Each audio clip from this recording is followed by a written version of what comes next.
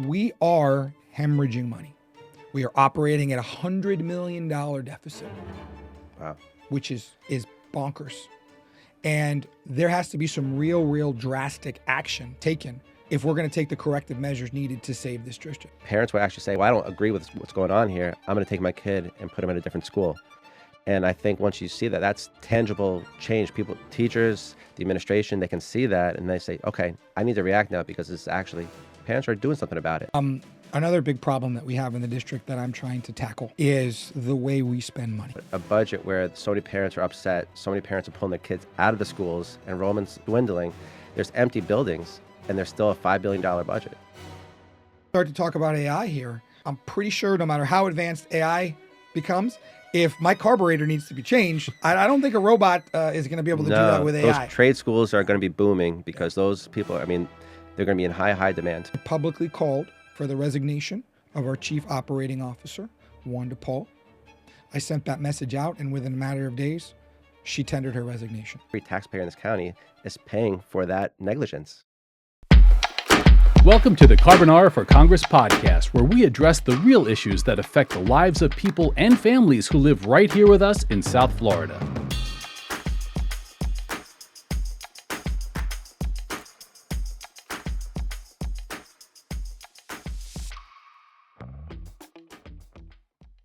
Hi, I'm Michael Carbonara, and on today's show we have Adam Cervera from the Broward County School Board, District 6.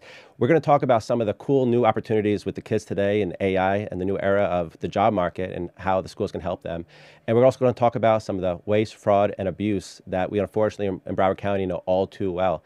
And so we have Adam on the show today to talk about some of those things. Thank you. Happy New Year. Great to be here. Happy New Year. You know, I've always wanted to do a podcast inside a bank vault, so I can definitely check this off my bucket list. So thank you for that. Well, yeah, it's very interesting. Yeah, we got the safes where we're safe to talk about whatever comes to mind. I feel very secure in this vault. Right, you should be. Thank you for having me. Happy New Year.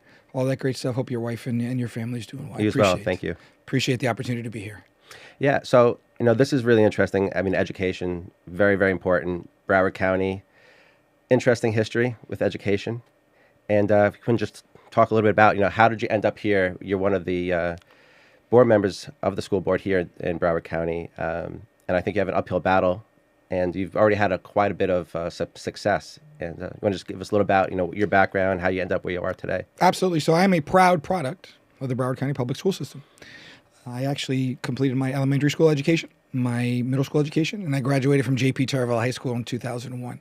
So I was fortunate and blessed enough to go to the University of Central Florida for my undergrad, followed by Florida International University for my law school degree. I'm currently a practicing attorney as my day job in addition to serving on the Broward County School Board. So I'm very deeply rooted in Broward County. And I've always felt a deep sense of gratitude to what the Broward County Public School System gave to me. I grew up in a single-parent household with a mother who sometimes worked two jobs, worked very hard to support me and her. And, for all intents and purposes, I could have been one of those kids that didn't quote-unquote make it, right? Mm-hmm. But fortunately for me, I was in great schools. I had phenomenal teachers growing up, and I learned the value and the importance of education. So as I rose through the educational ranks, so to speak, by the way, I always got A's and B's. Never got any C's growing up. I'm very proud of that. I've come to learn later in life how important an education is, whether it's a public school education, a charter school education, a private school education. These are all very, very important things.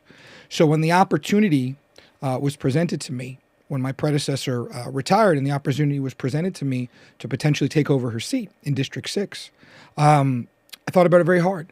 I prayed about it. Obviously consulted with my wife, with my family. Spoke to my priest many times about this to make the right decision. And it finally came down, Michael, to the fact that, listen, this district has given me so much from an education standpoint. I now have an opportunity to give back. And that's why I decided to take this role.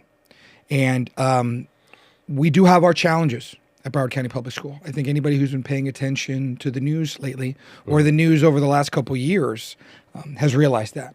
We do have our challenges, but I am proud to be a champion, not only just for my district, but for every tax-paying citizen and every resident and every student in this county to get this district back on track. And I'm going to be happy to share throughout the show today some of the things that we've been doing to try to get back to greatness, if you will. Yeah, I think that's really needed. I mean, for people that are in Broward, we all know, and for people outside of Broward, in case they don't know, Broward is one of the schools that we've lost so much in enrollment. Parents have been so upset because this is one of the, I would say, ground zero for the indoctrination of our school systems, and upset a lot of people, causing school closures, upset parents, protests, and I think parents, I mean, I live in Broward too, and I have kids. They're not quite school age yet, but I want them to be able to have schools to go to. I think people that have been in leadership in the Board of Education, in the schools in general, lost track of education and what it actually meant to teach other people's kids. So I really hope, and I really appreciate what you're doing, and I hope that it's successful. And what are some of your plans? What would you like to tell parents, things that they may not know what's going on within the school system, or how can they get involved with what's happening to their kids and maybe make an impact? Well, first and foremost, we've lost this idea over the years, and it's one of my platforms that are very important to me. Parents control their kids, not the state, not the teachers, not the principals. These are your children as parents. Mm-hmm. You've entrusted them with us as a district to educate them, and we will do our best to educate them. But you are still the parents. You have every right to be involved in every decision that your child is a part of within Broward County Public Schools. Transparency as far as curriculum, education, everyday decisions. I tell my parents all the time, you need to be involved in this. This is a joint effort. We obviously encourage involvement as much as possible, but there's been this notion nationwide over the last several years, and it kind of came to a precipice during COVID-19 when a lot of people were getting insider information because they were watching their kids do the Zoom schools, right? They were starting to figure out what's going on. Okay. And they were really starting to figure out, hey, I have no idea what the heck my kid is being taught. So this is going on much, much longer. It just it came about because of the Zooms. 100%. Wow, okay. So one of my big things is parental involvement, parental choice, and having an opportunity to decide where you want your child to go to school, even if it's not your home school. We're going to find the best case or the best place for your child to be educated. And when they get there, I'm hoping and praying that you want to be involved. And if you do, I'm going to give you every opportunity for you to be involved in that child's education. And I'm going to be transparent as possible so you know everything that is going on in your child's educational life. And for far too long, I feel like parents have been kept in the dark. So under my watch, this is very, very important to me.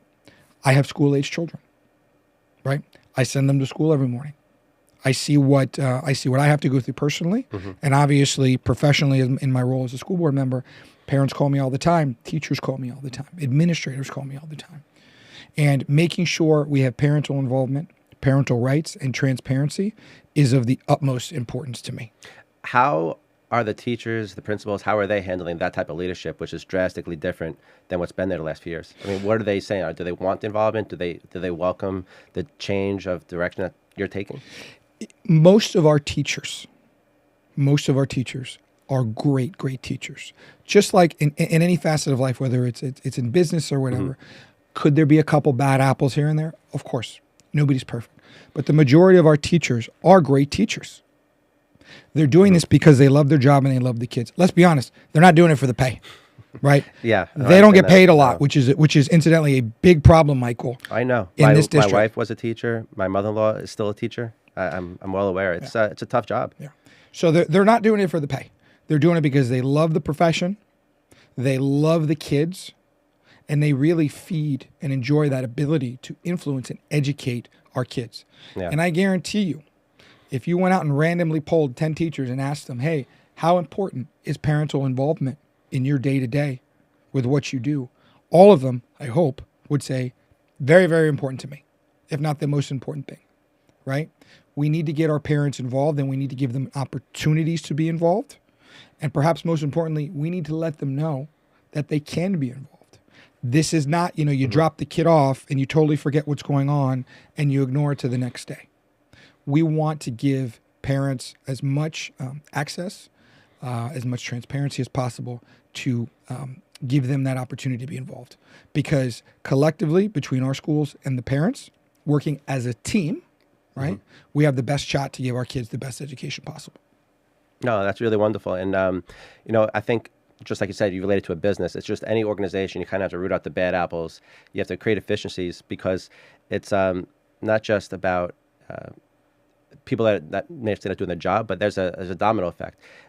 We saw our state CFO, he recently did an audit of the county, found over $200 million of fraud.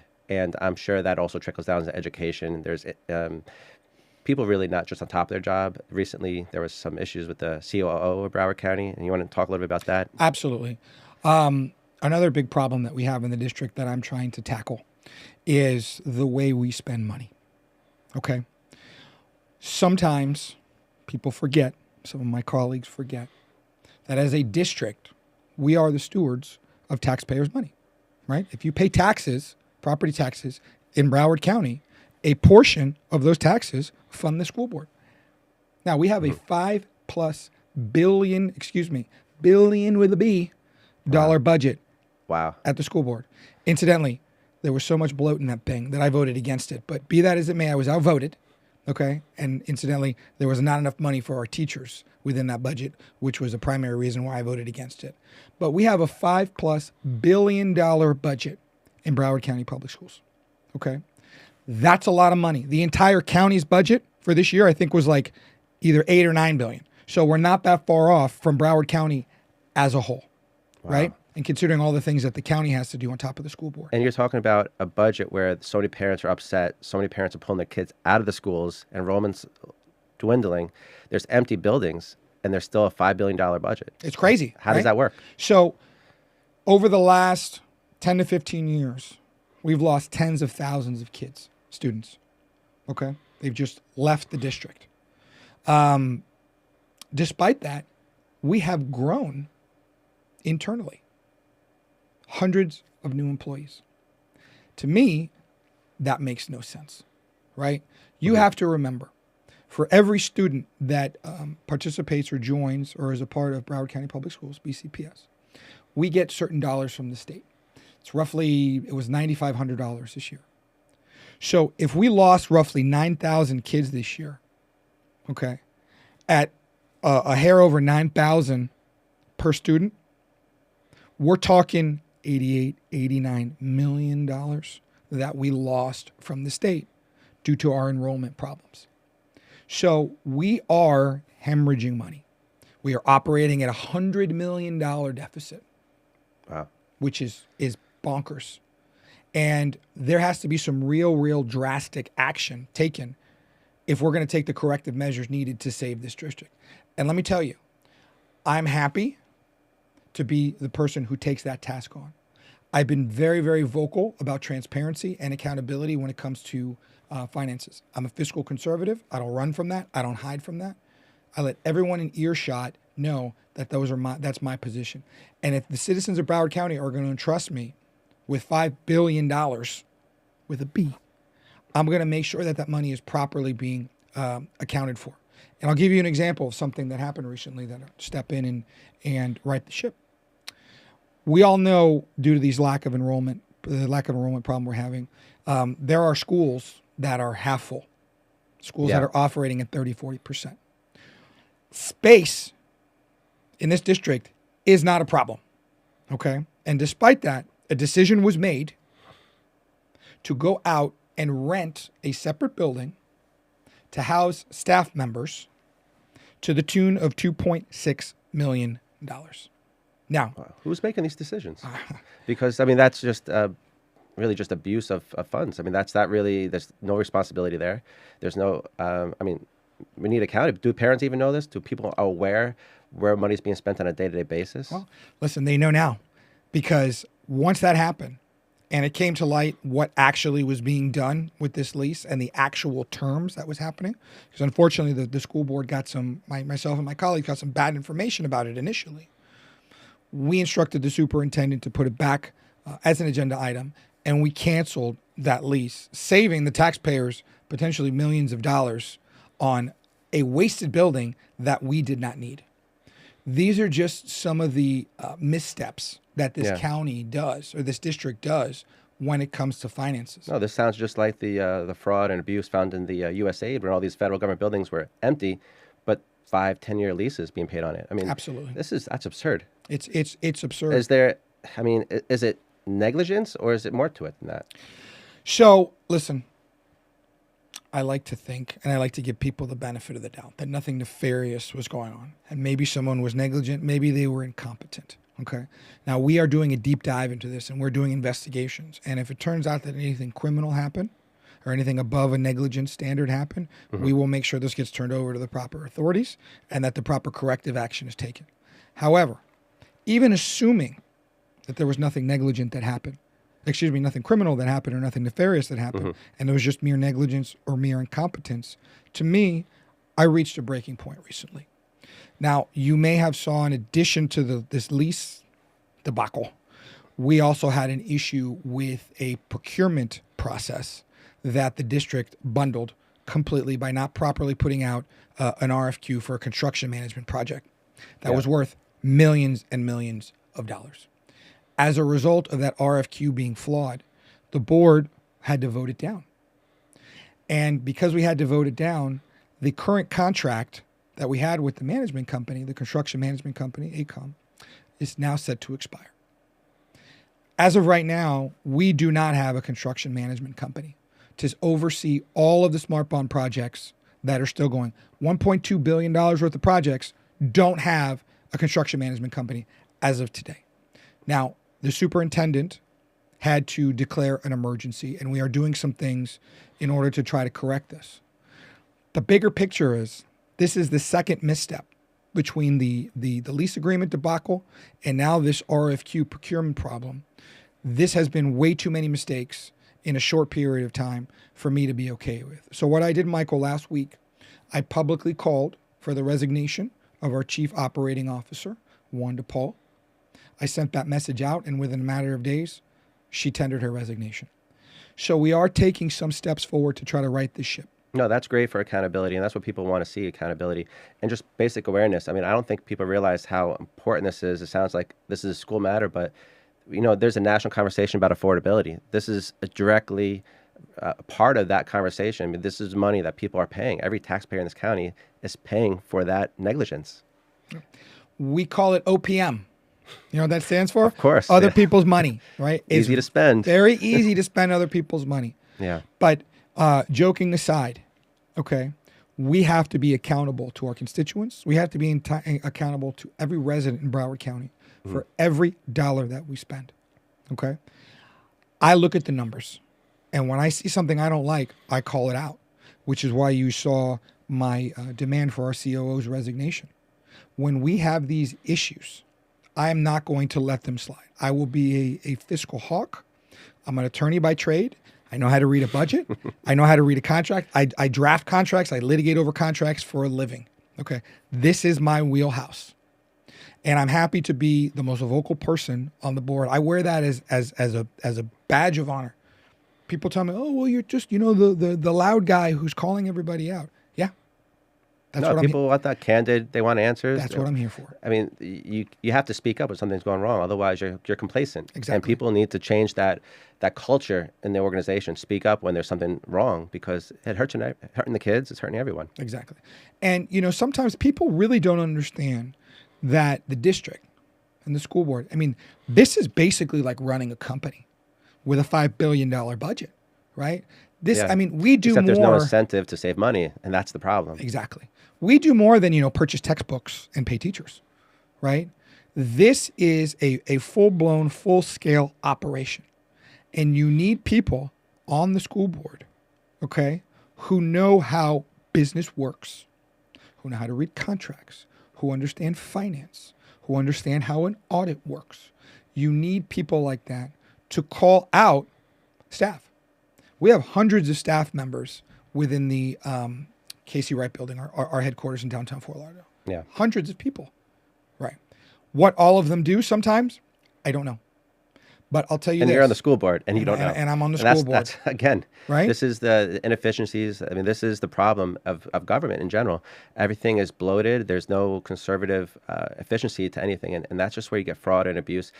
And it goes back to the taxpayers, but the kids. I mean, you're wasting that money. Could be going to the kids, new technologies, new education, new textbooks, whatever you want to be. Those resources are being drained by bloat and inefficiency. 100%. And listen, I'll tell you this. We're just coming off the holiday season, right? You thought there was a lot of bloat in the Macy's Thanksgiving Day parade. You have no idea. You come on down to the Broward County School Board, and I'll show you bloat. And I have no problem being the guy calling it out, coming up with creative, effective solutions on how to right this ship, right? Well, let me ask you this. I mean, I can't imagine any parents hearing you and saying, I disagree with you, Adam, you're crazy. I don't want to hear a bit. Like, they must be ecstatic. Like, how do we get involved? How do we change things? I mean, how do we change things? It can't just be a one-man show. It can't be just you. You sound alarmed like Paul Revere, but, how do we do something? Well, I'll tell you this. Elections have consequences, right? They do. And for far too long, unfortunately, the people who keep getting elected to the school board are not making what I believe to be the best decisions in the interest of Broward County, right? We have to look at this as a giant jigsaw puzzle with pieces scattered everywhere.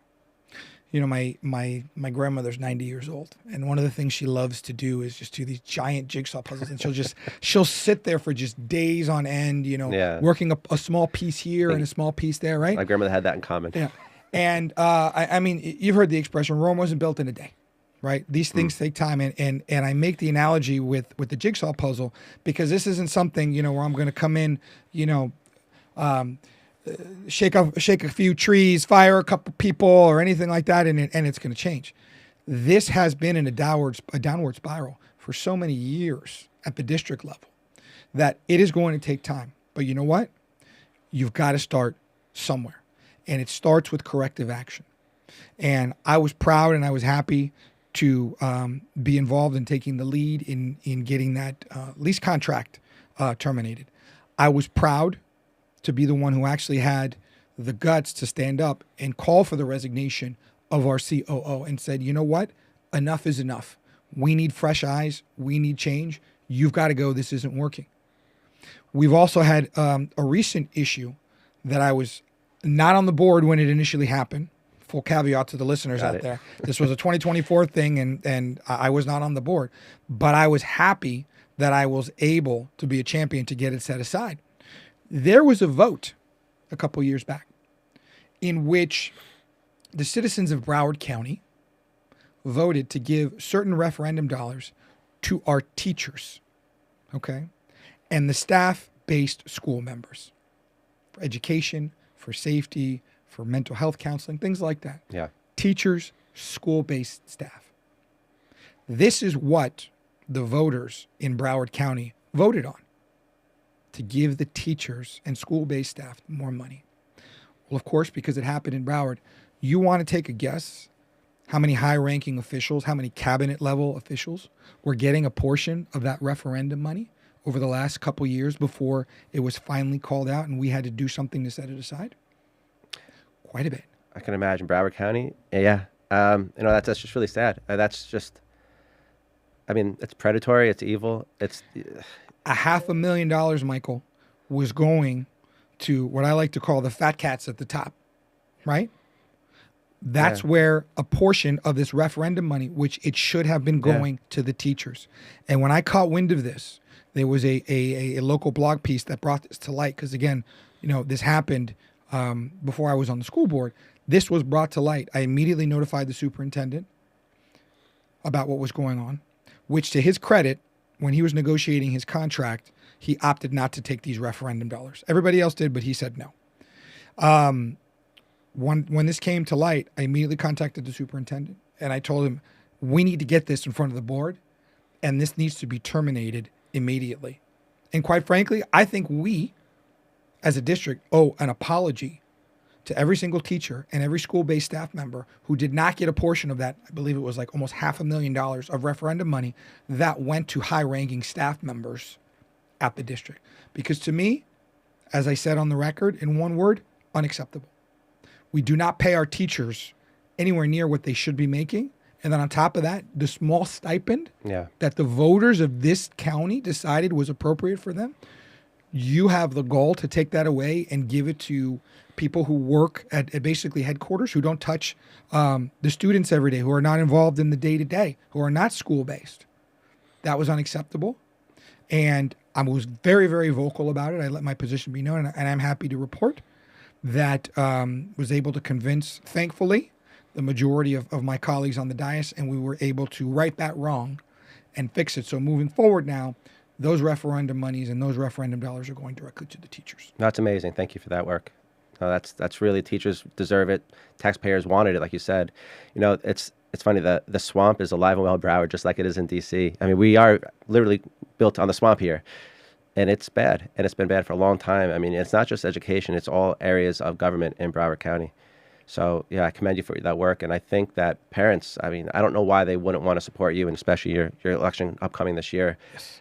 I think you're fighting harder than everybody else there. You're the loudest voice I've seen on the board, and I thank you for that. Yeah. And I'm going to tell you, Michael, these are not controversial issues, right? They're really not. No, it's common sense. It's common sense. And that's what people want. They want common sense. Yeah. They don't want left versus right. They don't want all this indoctrination. They just want, for education, they want their kids to get education, and they don't want to be ripped off. Yep, it's exactly. plain and simple. It's common sense. And we owe it to every citizen in Broward County, whether they pay taxes or not. We owe it to every citizen, but especially the taxpayers, to be fiscally responsible for what we do with those dollars and hold people to account. And if we find out, listen, I've said this publicly, if I find out that there's waste, fraud, or abuse going on within my district, and believe me, we are looking from a lot of different angles, right?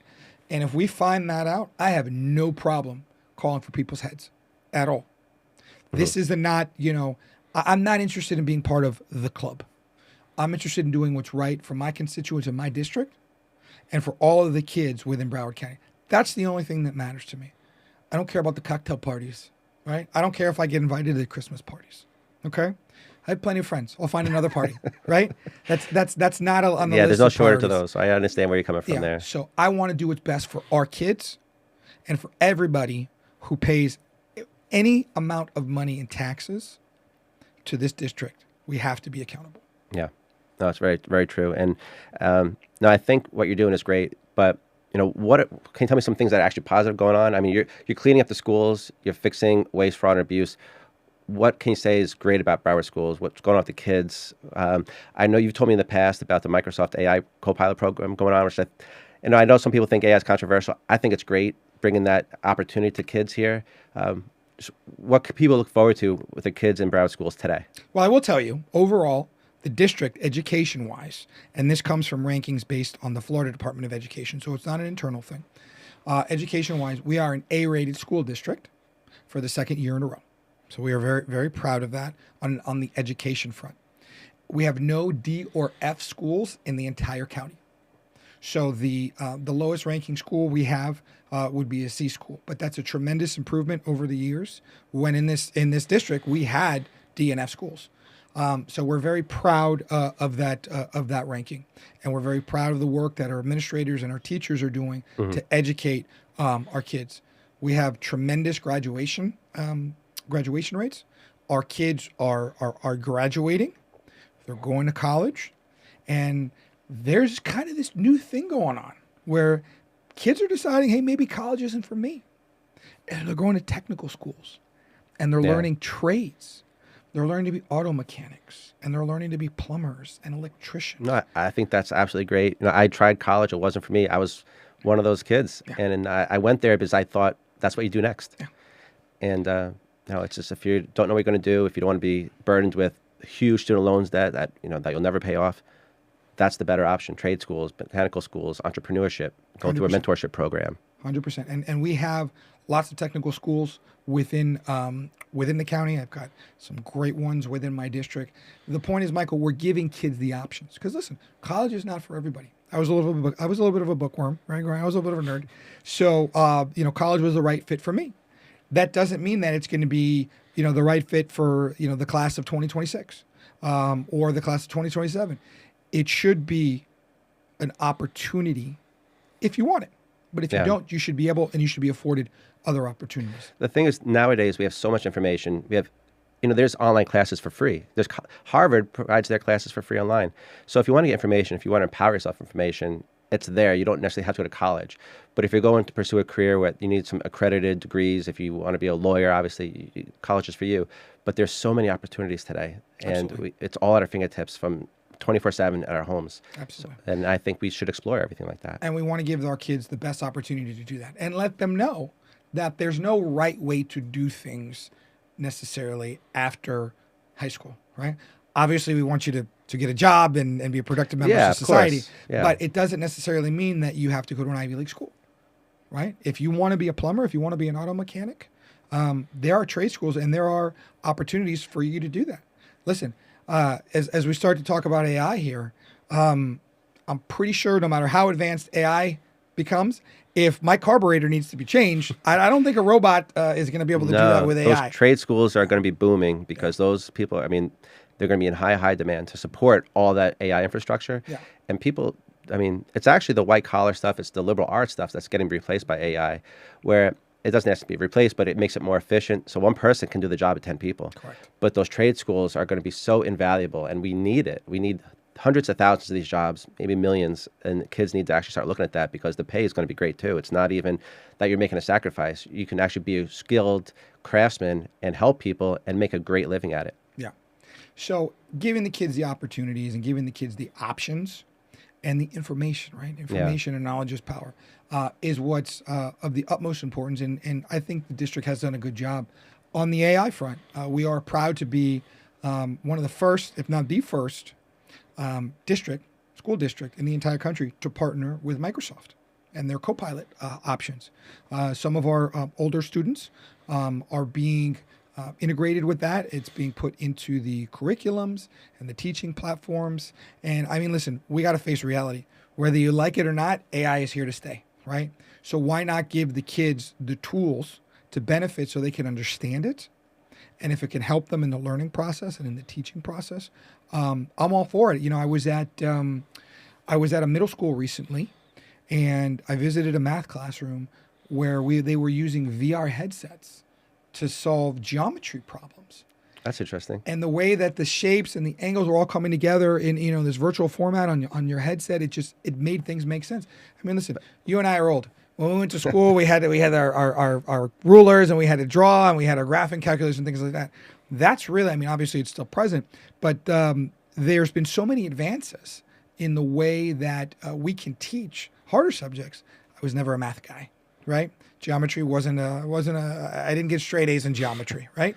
But the tools that we have at our fingertips now for our students are really helping them. And I imagine that in some of the quote unquote harder subjects that where we're integrating this virtual reality and this AI, you're going to start to see an uptick in our kids' scores, in their grades, how they test on FAST, how they're coming out, what their GPAs are. I think it's going to make a big improvement, and I'm happy to be a part of this experiment, for lack of better terms, because not a lot of school districts are doing it.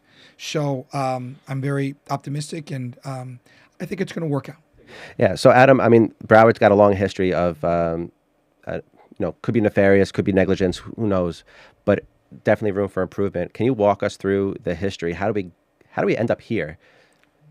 Yeah, well, it's been a problem for quite a few years, decades, I might add. We didn't get to this point overnight, right? We didn't get here overnight. And I can tell you some of the things that I've sort of discovered in my tenure here, right? That you just look at it and you just scratch your head, like, how could this happen? For instance, I'll give you a good example. Overtime pay. We spend millions and millions of dollars in overtime pay. Now, I want you to ponder this, right? We have set schedules for schools. We know when the school starts and we know when the school ends. Now, granted, some schools will have aftercare programs and things like that, but you account for that. Yeah. But we are on a fixed schedule. It's not like we are going off and spending hours and hours and hours and keeping kids or doing things outside of the school day. We know what we're doing. We set the schedules years in advance, with maybe the exception of our bus drivers or cafeteria workers, because some of our schools serve dinner to the kids. With the exception of those folks, because traffic, and sometimes the bus is full and they have to run alternate routes or whatever. With the exception of those folks, why do people need overtime? What are they doing? We give our teachers planning periods. We know when the kids leave the schools. Yeah. Right? Why do we need to pay millions and millions and millions of dollars in overtime pay? It doesn't make sense. And we've been doing it for a long time. Fortunately, after my urging, the superintendent has issued a directive in which several cost-cutting measures will be implemented. There's a current hiring freeze going on right now. He's taking a hard look at overtime and putting the kibosh on overtime. So we are taking small steps. But how we got here was the initial question. And when you do things like that as a district, it's only obvious that you're going to reach a breaking point. And I'll tell you another problem that we have. Okay. In this district, we love to sign long-term, expensive contracts. I don't know what it is, but the majority of the contracts that come to us are always 3 years. Everything is 3 years. 3 years is always the magic number, right? Yeah. And like I said, I'm an attorney by trade. I read those darn things. I know what they say. I go through some of them when they're over a certain financial threshold. I go line by line. And we've spent hours on agenda items in which I'm going over contracts. But we love in this district to spend money on these long-term contracts. Now, I'll ask you this. In my mind, the only benefit to signing a long-term contract, to me, would be in year 2, we'll use my 3-year hypothetical. In year 2 and year 3, you are locking in some type of savings. Absolutely. That's right? the only purpose for a long-term contract. Only that's purpose, what we do in business. And unfortunately, with a lot of these contracts, that's not the case. And we love software licensing. Do not get me started on the software licensing. We spend millions and millions and millions on these software licenses. And a lot of these software programs, listen, I'm not the most savvy of tech guys, but even I know that the technology game is a fast-moving game, right? What's useful today may be completely obsolete tomorrow. I wouldn't want to be the guy who's making DVD players right now, right? Because who the heck uses DVD players anymore? Yeah. And the problem that we consistently have in this district when we enter into these bloated long-term contracts, and there are a lot of software contracts, how do we know in 3 years that this program or this product that's being offered to us is not going to be obsolete? Or there's not going to be a better, cheaper, more efficient version of it out there? And guess what? Now we're locked in for 3 years. And we're stuck. We got to be a litigator and find the termination issues. You've got to find the termination issues. No, I'll go back to the AI for a second too, because you're saying you're going through the bigger contracts. Obviously, that's the most efficient use of your time. Instead of going to every little contract, with the AI data scrubber, you can actually go through all those contracts, all the expenditures, and create variables where you can actually identify anything that's outside the norm very quickly. And talk about technology and AI. This is how AI should be used: is to hold government accountable and transparency. And that's a great use. I mean, that's how we did the USAID audit, and that could be done everywhere. And it can not just be finding the fraud, but ongoing. It lets real-time awareness of where money is being spent, so you can make real-time decisions to correct it. 100%. And like I said, I'm not the most tech-savvy of person, but I can tell you I do have people that are sort of in my inner circle, if you will, who are very good at the AI stuff. Yeah. And we do integrate that a lot of times in the review process. And I'm sort of learning the ropes on how to do that, because I agree, it's a great tool. And it could point things and obviously, trust but verify, right? Because I'm always hesitant just to rely solely on AI. Yeah, you have to have the human factor in there. You have to 100%. manage it. You have to, you can't just let it loose and just hope for the best. I've seen that go sideways a couple times. Not personally, but I've read about it in the news, right? So trust but verify. But yeah, absolutely. Anything that can help make our jobs more efficient and more precise as school board members, I'm all in favor of. And I'm sure I speak for all of my colleagues when I say, if there's a method that you can use to actually digest and break down the information that's being given to you in a more efficient and effective way, I don't imagine a scenario where anybody wouldn't be on board with that. Because you have to remember, Michael, the way we do things is we have agenda items, right? And we have monthly regular school board meetings. Sometimes we have special meetings, but at our regular monthly school board meeting, we're presented with thousands and thousands and thousands of pages of documents, right, to go over on various agenda items that we're going to do for that day. And a lot of the things that we go over are contract based. You know, it's funny. I tell people this all the time. And this is not a knock on teachers in any way, shape, or form. Because, like I said, I have family members that are teachers that have taught in public school for decades. I love our teachers, okay? But there's this concept and there's this notion out there that you need more teachers on the school board, okay? I think we have 6 teachers on our school board right now, okay, that have taught in some capacity over the course of their professional career. Okay, well, let's stop there. Why do they think they need teachers on the school board? It just seems to be like this MO that people have in their brains that, oh, if you have a teacher on the school board, they understand what's going on in the school, so that'll be what's best for the school. The reality is, Michael, going back to what I said before, operating this district, operating this school board is really like operating a company. You need people who have been in the business world, right? Again, who know how to read budgets, who understand audits, who know how to read contracts, right? Who know how licensure works, right? And they understand aspects of litigation. We're in 300 active lawsuits right now in the district, 300. And, you know, I God bless our legal department's hearts, because, you know, they've got their plate full, and obviously we have outside counsel helping us too. But there's a lot of aspects to this district that people don't understand, and you need professionals on the board. One thing it's put in simple terms, and you can look at this in any scenario. I mean, I look at it when people, you know, I'm running for Congress for 25th district. I say, you know, what has Debbie done for the last 20 years? We got here, so of course we need to change. You can say the same thing for the school board: is how do we get here? Who's on the board? Who's been on the board for the last 10, 15 years? And how do we get here? Because what's been working there doesn't work. No. You get bad results. So why continue doing the same thing that gave you these results to start with? You need change. What's the definition of insanity, right? Yeah. Doing the same thing over and over and expecting a different result. I'm hopeful and I'm cautiously optimistic that folks are starting to wake up. The Sun Sentinel has done a great job of pointing out a lot of the shenanigans that have been happening in the last 8 or 9 months since I've been on the board, right? And pointing out a lot of the quite frankly, the stupidity of what's been done. And nothing will help institute change faster than bringing things out into the light, right? Listen, I can go to the top of the mountain and I can scream at the top of my lungs, but let's be real. Not everybody's going to hear me. But when we get this extended media coverage that we've been getting, thank God, right? And I'll continue to work with all of our media allies. Yeah, you got to keep it up right now where people are paying attention, Exactly. where people really want this change. That's when the change is going to start, because people are going to start waking up and being like, listen, what the heck is going on, right? There's been a little bit of a shift at the school board level. You know, for the last couple of years, the focus has really been on social issues. You know, we don't want the trans indoctrination within our classrooms. We don't want biological males playing on the girls' volleyball team.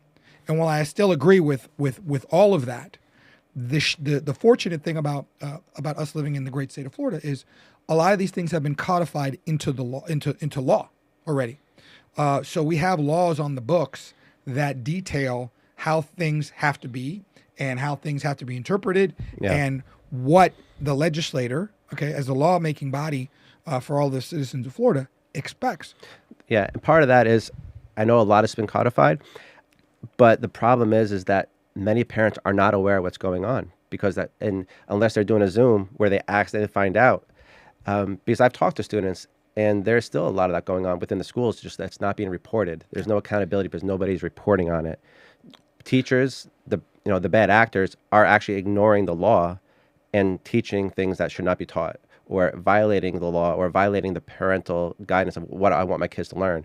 But until we have that accountability and transparency, we need to do something about it, because the laws might be great on paper, but we need them to follow it. 100% right. And I tell my parents this all the time, no matter where I go. whether I'm speaking in a Democrat club or a Republican club or somewhere in the middle. I tell my parents this all the time. If a teacher or administrator or a janitor, I don't care who it is at the school, is doing something that violates the law, that violates the Parental Rights and Education Act, anything like that, you get in touch with me. You call me. I will go to that school. I don't care if it's in my district or not. I will go to that school, and I'll get to the bottom of it. And if a change has to happen, I will be the champion for that change. I get it. We can't be everywhere, all at once, right? Yeah. We've got, over 200,000 kids that we're educating in our traditional schools and our charter schools, and we can't be everywhere at once. But I tell my parents this all the time: if you suspect something that's going on, you pick up the phone, you send an email to Adam Cervera. I'm going to get to the bottom of it. And incidentally, I've done that in the last couple months that I've been here. I've done those school visits. I've had those tough conversations. I've let people know that, listen, you may not like the law, but in this district, we are going to follow the law. Period. There's no exceptions. It's not aspirational. The law is the law, and we're going to follow the law here. So we are very fortunate, Michael, on some of the social issues that a lot of it has been codified in statute, and we can point to it and be like, listen, if you don't like that law, run for the state house and go change it. But right now, until that happens, this is the law. But if I may, just to finish the point, in addition to the social issues, which obviously has caught everybody's eye, over the last 4, 5, 6 years, people are starting to focus more on the financial aspects of how the district is being run. And I'll tell you, it doesn't matter where you sit on the political spectrum, okay? Money is money, and people care about how their dollars are spending, whether they're the leftists of Democrats or the rightist of Republicans. They care about where those dollars are coming. And the financial waste and financial mismanagement that has been brought into the open of this district of late is really having parents from all walks of life, social, economical, political, what have you, all coming together to say, wait a second, this isn't right. And I've tried to be the most vocal proponent of pointing this out, letting people know what's going on, and taking steps that I believe will help make a big difference and a big change. No, that's excellent. And I think one way people have actually been speaking out about that is in Florida, we do have school choice, and now we have vouchers now. So people are actually showing it. And that's why we had lower enrollment in Broward for a little bit, because parents would actually say, well, I don't agree with what's going on here. I'm going to take my kid and put him in a different school. And I think once you see that, that's tangible change. People, teachers, the administration, they can see that and they say, okay, I need to react now because this is actually, parents are doing something about it. Absolutely. And that's something I think at the federal level, that's something we could do. We can have universal school choice, because Broward is not the only place in the country that's having these problems. But in order to fix it, we need to give competition, which creates a better environment for choices, and better, when there's more competition, you get better quality because people actually have to compete for those students and do a better job for those students. 100%. And perhaps the most important aspect of this, of the whole school choice debate, if you will, it gives parents the opportunity to decide what they believe is best for their child's education. Whether you want to send them to a school that will teach them the gospel, whether you want to send them to a school that is a charter school, whether you want to send to a Jewish day school, whatever you decide as a parent, because you know your child best, right? Whatever you decide as a parent, you should be given that opportunity to send your child to that school, even if it's not within your home district. Even if you got to, get in the car every morning and drive a half hour in a different direction to get your kid to the school that you want them to go to. Yeah. As a parent in this state, you should have that ability. Yeah, I wholeheartedly agree. And, we shouldn't be just locked in and stuck with what we have. If it's not working, we need to have options. And absolutely, on the federal level, we need that. I mean, I grew up in New York. Unfortunately, I went to some good schools, but there were some really bad schools. And you have a situation where you have teachers that might be dealing with a situation where they have so many different students that some students may, be the problem students, violent students. Some students don't even speak the same language. And you need choices so people can actually be put in situations where the teachers can better teach them. And that's better for everyone. 100%. And you know what? I think the folks in Broward County and in our respective districts, and I know we share portions of the district together, I think people are getting tired. I think they're getting tired of what has been the quote unquote norm for, years and years and years. And they're starting to wake up, right? And it starts with just giving them the information, shining a light on what's going on. Fortunately, we're now in a day and age with a 24-hour news cycle. We have podcasts, video podcasts, audio podcasts, Twitter, Instagram, Facebook, the whole nine yards. The information's there. Yeah, people are connected now. It's not the mainstream media. I think it's dead. Yeah.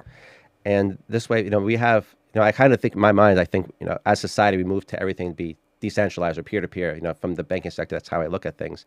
But communication is also going the same way. We don't need a central authority telling us how to live our lives, how to spend our money, how to educate our kids. We can communicate with each other and make those decisions together at a local level. 100%. And I think the world's gonna be a better place for that, because the more that is, the more options we have, the more options means the more competition, more quality, more creativity, and everybody benefits. And that also gets rid of the bloat, because people see it right away, saying, hey, why does this person get paid $400,000 a year?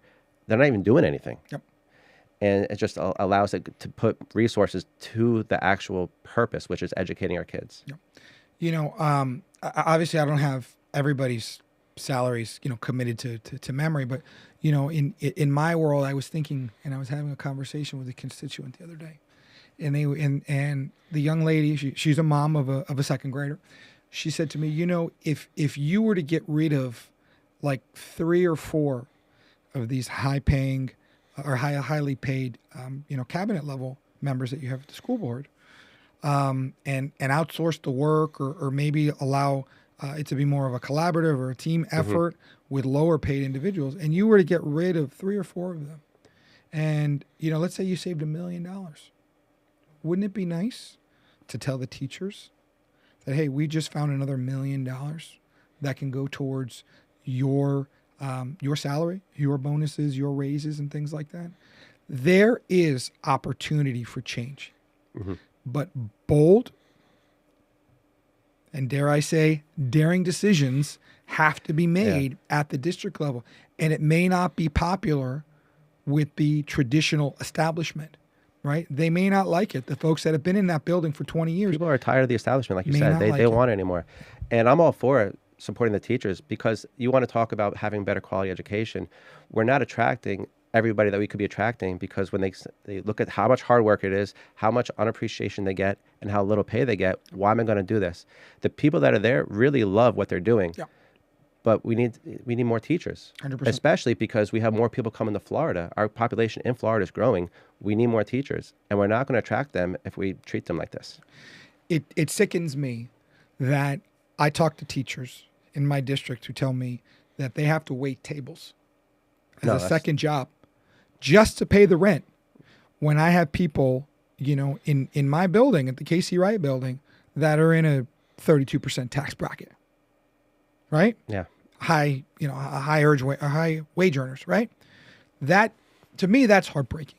That is. Because the lifeblood of any school district is the teachers, right? It's the students and the teachers. If the students and the teachers aren't there, what the hell is the point of a school district, right? This is why we do everything we do. It's for the kids, right?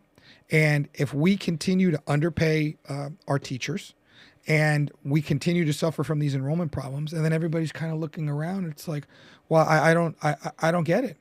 Well, are you really attracting the best and brightest of teachers when your starting salary is $52,000 a year?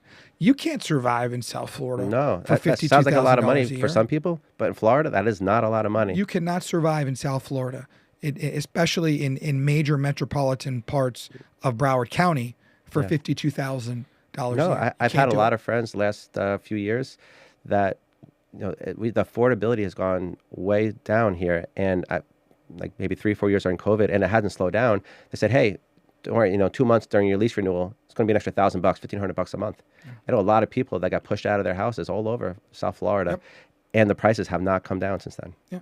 Or, you have to live with a roommate. Now, listen, this is nothing against people who have roommates, but I'm a firm believer that if you're a professional and you're in your, mid-30s or late 30s, you shouldn't have to, especially if you're a teacher, you shouldn't have to live with a roommate. No, how are you supposed to have a family? Yes, exactly.